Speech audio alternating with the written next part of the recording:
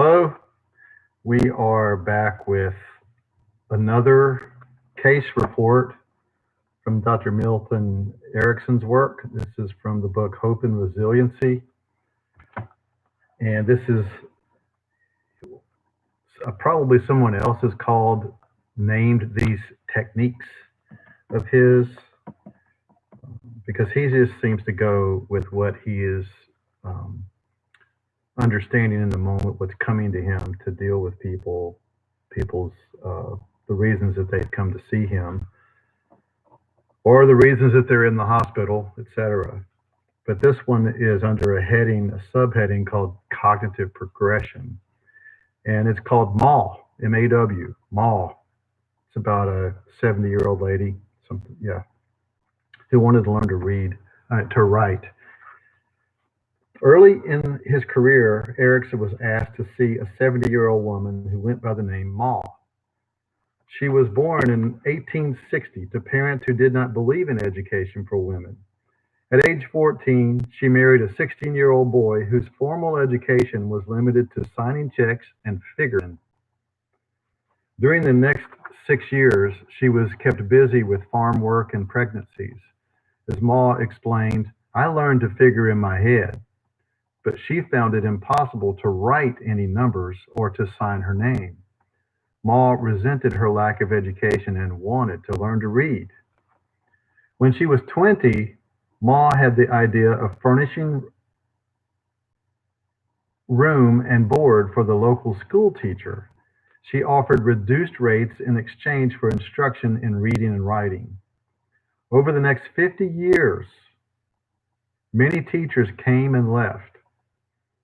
Each diligently attempted to teach Maw to read and write, but each eventually abandoned the task as hopeless. Maw wanted desperately to read and write. She boarded as many as 4 teachers at a time, but none succeeded in teaching her. Her children went through grade school, high school, and college. They too tried to instruct their mother, but without success. The nature of this impasse seemed to be psychological. As Erickson explained, it was not that Maw was unintelligent. She had an excellent memory, good critical judgment, listened well, and was remarkably well informed. She often gave strangers the impression that she had a college education, despite her faulty grammar. However, during her lessons, she responded like a small, frightened child with a blank mind. As some of her teachers told Erickson, no matter what you say or do, she just sits there with those eager, troubled eyes, trying hard to make sense out of the nonsense you seem to be saying to her. While meeting with Erickson, Maw explained, my son that graduated from engineering school told me that I've got the right gears for reading and writing, but that they are of different sizes and that's the reason they don't mesh. Now you can file them down or trim them down to size because I've got to learn to read and write, she told Erickson. Even boarding 3 teachers and baking and cooking and washing and ironing for them ain't half enough work for me, and I get so tired sitting around with nothing to do. Can you learn me?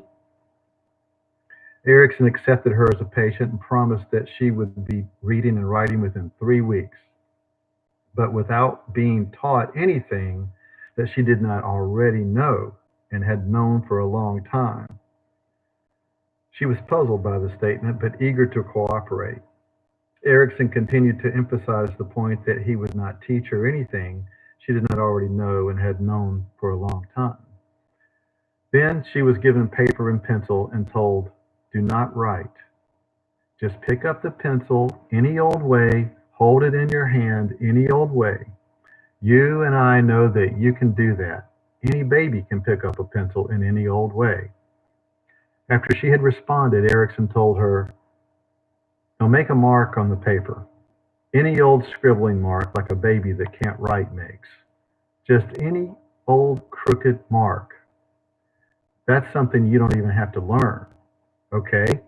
Now make a straight mark on the paper, like you make with a nail when you want to saw a board straight, or with a stick when you mark a row in the garden. You can make it short or long or straight up and down or just lying down. After some practice, Erickson explained, now all those marks you made, you can make different sizes and in different places on the paper and in different order and even one on top of the other or one next to the other.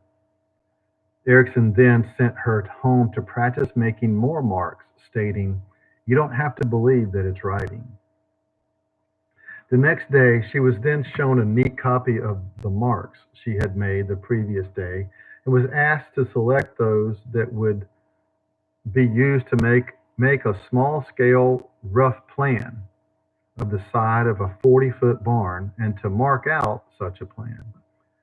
She was then asked to split it in the middle and then to mark out one 20-foot side of a barn up on top of another one the same size.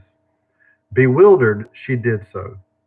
Erickson continued to instruct her in this manner, carefully maneuvering her into forming all the letters of the alphabet, which were then sequenced together to form small words.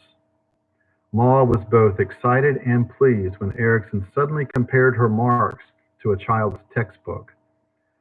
Rather than comparing her letters to those in the book, he validated the symbols in the book by showing their similarity to her constructions, a small but highly significant difference.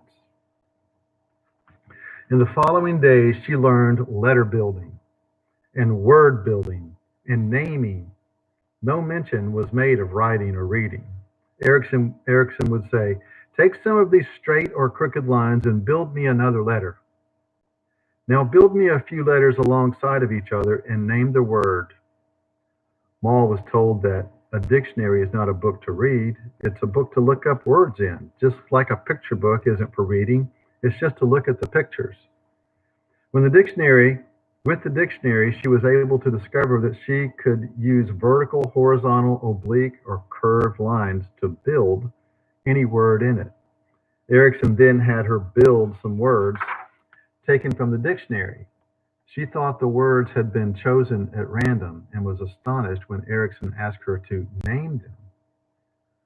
The words were, get going, Maw, and put some grub on the table. Maw declared, why, that's what Pa always says. It's just like talking.